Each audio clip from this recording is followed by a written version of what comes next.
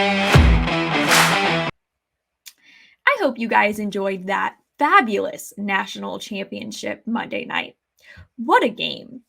Welcome to Trash the Game Plan podcast. I'm your host, Maddie Schmidt. I hope y'all know I was just kidding. It wasn't a great game.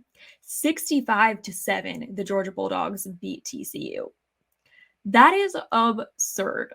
A lot of people thought Georgia would win big, but I don't think anyone predicted they would score over 60 points and the Horned Frogs wouldn't even get into double digits.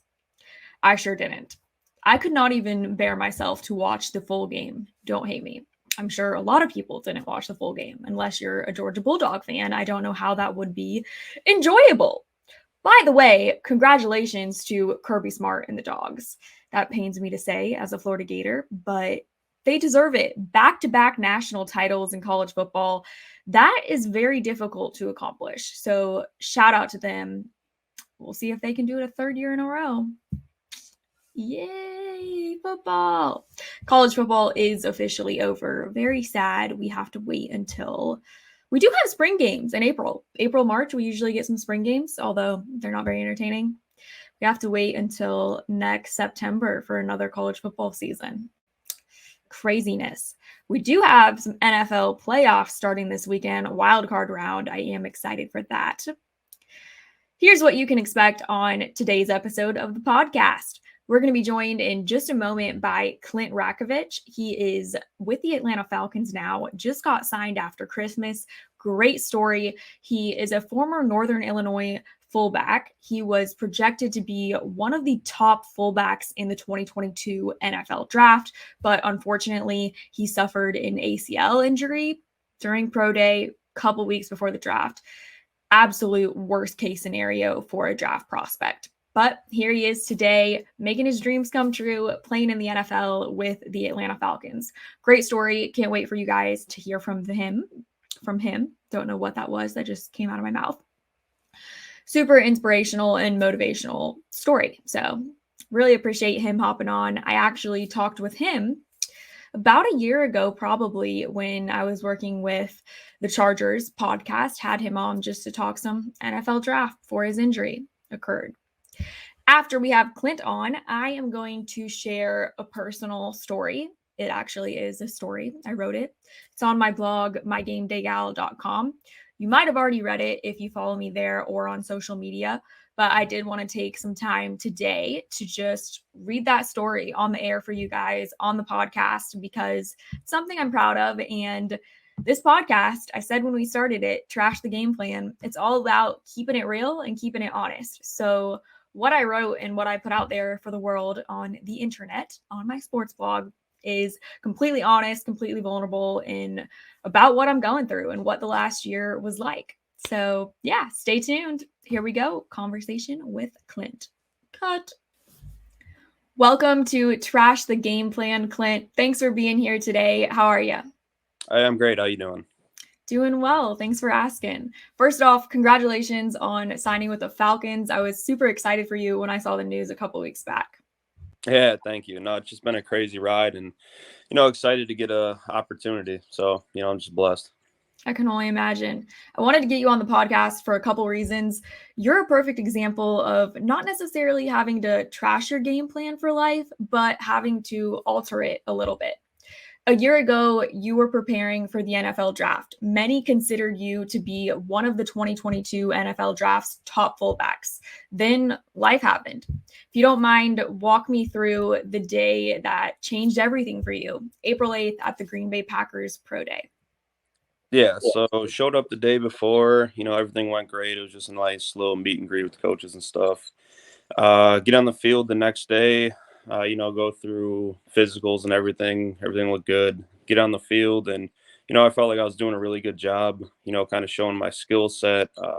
Had a really good day, and it was very unfortunate, but it was the last route of the entire workout.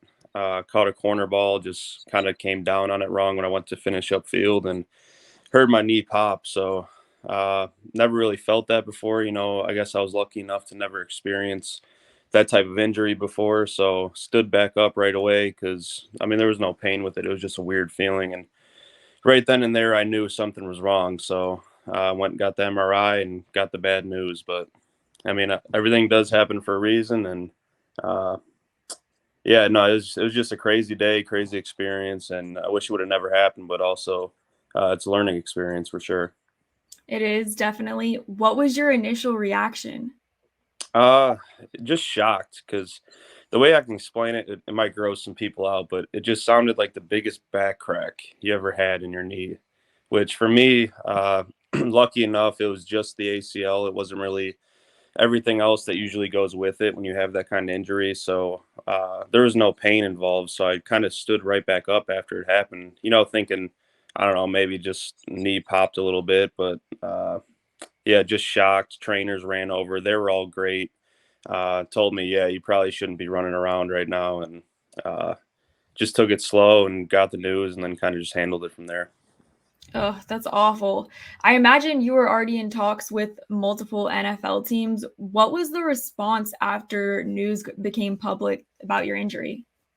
Heard back from some teams, they're kind of saying, it's very unfortunate. I'm sorry to hear that, but also there's a few that kind of stayed in contact throughout the whole process, which was enlightening to me. There was still some interest out there, which kind of motivated me a little bit. Like, hey, I got to get back out there and get my knee healthy again. You were supposed to be learning a new playbook and getting acquainted with new teammates. Instead, you were forced to recover and go to rehab. How on earth did you deal with all of this?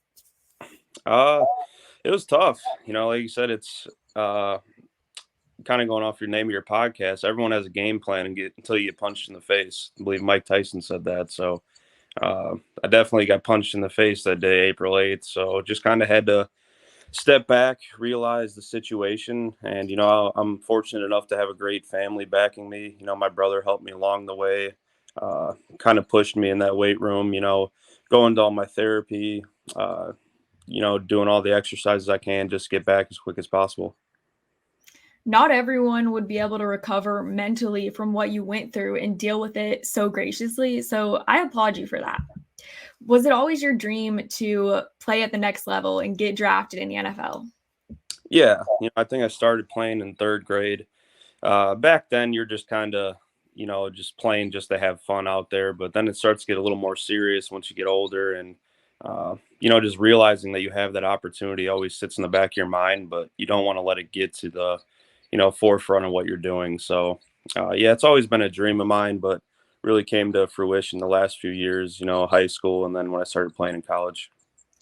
Unfortunately, we can't go back in time and make sure that you don't tear your ACL. You're not ever going to get to experience what it's like being drafted, but you will get to play at the next level. How'd it feel when the Atlanta Falcons called? Oh, it was awesome. I believe my agent said it was Ryan Pace that called. He was with the Bears for a little while. He's there now. Great guy. I'm just excited for the opportunity. And when they called, they're like, "Yeah, we want to get you in for a workout. Just see how you do." And uh, just went out there, did the best I could. Kind of showed my skill set, showed that I was healthy, which was most important thing. And just forever thankful they gave me the opportunity. You mentioned your family and your support system. I bet they were super pumped when you told them the news.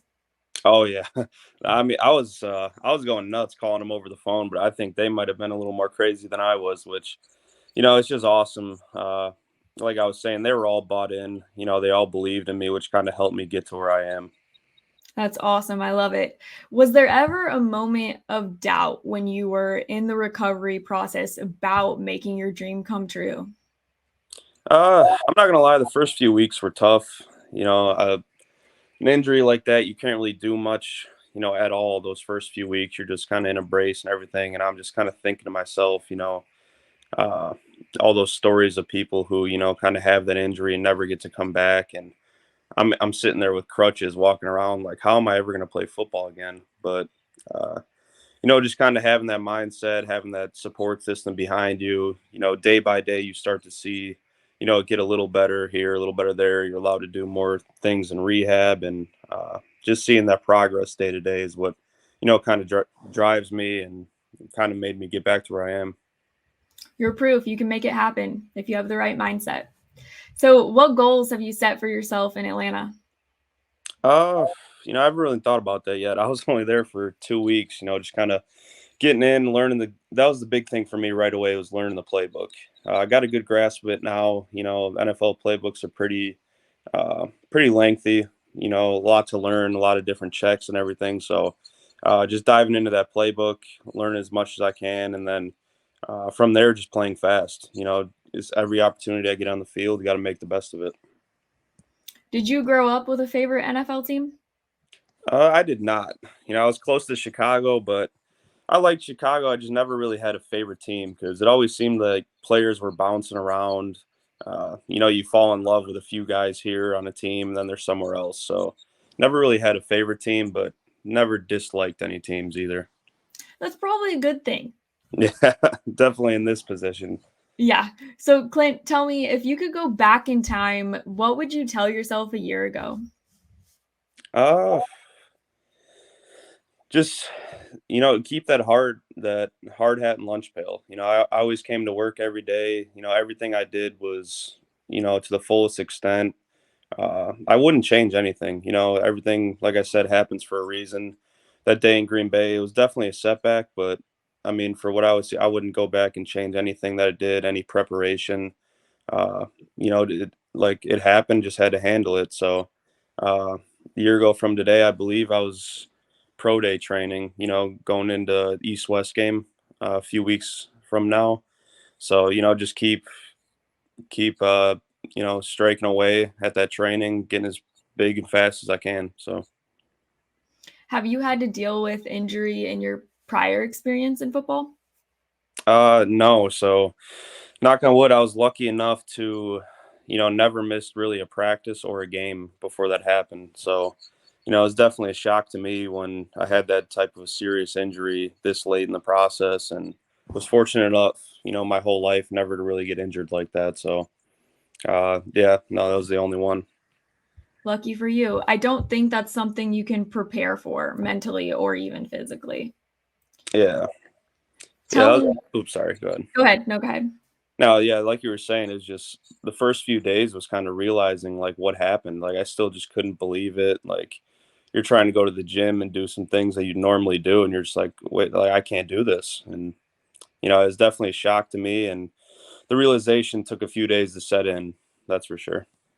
You seem like someone that doesn't like to sit still. How did you stay busy or keep your mind occupied when you literally couldn't go to the gym, couldn't do what you felt like you were supposed to be doing?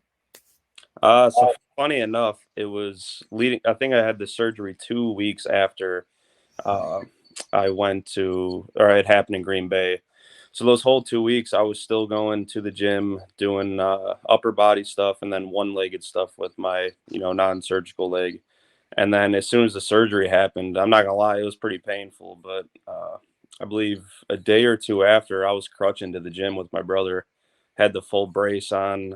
Everyone was looking at me like I was an idiot, but no, I just couldn't stay out of there. That's impressive. And that shows your drive and determination to follow your dreams and your passion.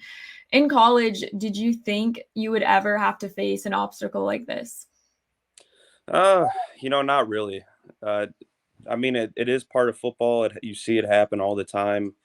But, like I was telling you, I was fortunate enough to never really be injured like that before. So, it never really crossed my mind like something like that could ever happen. But, like it's just something you had to deal with. And, uh, it definitely opens my eyes moving forward. It is a very physical game and anything can happen. So you just got to prepare for the worst and, train for the best. Just put your body in the best position possible to sustain those little injuries, soft tissue or whatever, and just kind of stay healthy as long as possible. Of course. This is Trash the Game Plan podcast. You had to alter your game plan for life, but you did it. You accomplished your goal. What sort of advice would you give to people out there, not necessarily athletes, but it could be athletes, when their dreams aren't coming true on their timeline? Just stay true to your process. There's definitely some dark times. I went through. I'm not gonna lie. I went through some dark times that you feel like there's no light at the end of the tunnel, and everything, the world's coming down on you. But just keep pushing. You got a support system around you. Find some people who care about you and really like trust the way you're doing things and just back you in every, sense of what you're doing. And, yeah, it just takes, not everything, comes to you so easily. There's a lot of things in life that are hard to come by. And like you said, it might not happen right away, but you just got to keep plucking away. And, belief is the biggest thing, going into everything. If you yourself don't believe it's going to happen, it's not going to. So that's definitely the number one thing. You got to believe yourself. Thanks again to Clint for hopping on the podcast today. Really appreciate him for joining me, and I hope you guys enjoyed that conversation. I hope it left you feeling like you can do whatever you set your mind to, as long as you believe. All right, y'all. As I said at the beginning of today's episode, I wanted to take some time today and share a personal story that I wrote on my blog, mygamedaygala.com. So if you'd rather, you can just go read it there. But I am going to read it right now for you guys on the air because it means a lot to me. So here we go. Maddie's mess. As we celebrate the new year, the first week of 2023, I want to be honest with you. I decided to take some time and reflect. Everyone has a story, each different, each important. This is just a part of mine. Plan B. This is the one I failed to make. I'm an OCD, blonde-headed, 5-foot female who had her life all mapped out. I mean, all mapped out. What school I'd go to, what degree I'd get, what extracurriculars I'd do, the job I'd land, the handsome guy I'd fall in love with, and the company I'd eventually work for. Unfortunately, I never thought I would need a plan B. I didn't have one. There was no room for error. My outline for life, my professional path had to work out. I mean, why wouldn't it? Well, here I am, sitting in my room at my parents' house. My plan failed. I did everything quote unquote right, and it still didn't work out the way I wanted it to. Or it hasn't yet. I don't have a full time job. I don't know what I'm doing with my life, and I don't know how I'm going to figure things out. Anyone else out there? Can you agree? Continue reading and continue listening, and join me as I share my journey with all of you. My journey back to my parents' house. No, but really, join me as I open up about the reality of life, the reality of always doing everything right and feeling like you must have done something wrong. The reality is that things don't always go your way. Welcome to my world, the world of a 23-year-old rule follower who wishes she could go back and break a few rules. Where it all began. 4 American Girl dolls were lounging in my bedroom, sitting next to the 50 Webkins I had. My mom hollered, "Lunch is ready, girls." My childhood best friend, who just so happens to still be my best friend, and I ran downstairs to find Mickey Mouse plates filled with mac and cheese, fruit, and chocolate chip cookies, of course. Side note, I love me some chocolate chip cookies and basically any type of dessert. After lunch, we ran upstairs to dress up our dolls and walk their play dogs and cats around my room. No, I didn't grow up rich, but I did grow up with a loving family that gave me everything I needed and everything I wanted, and more. Not once did I worry about food on the table or having a jacket to put on when it's cold outside. For that, I'm extremely lucky and blessed. I'm grateful. I was raised in a family that taught me hard work can take you anywhere in life. I was told I could do whatever I wanted. I could be whatever I wanted. There was a time when I thought I'd be a teacher. This lasted a while.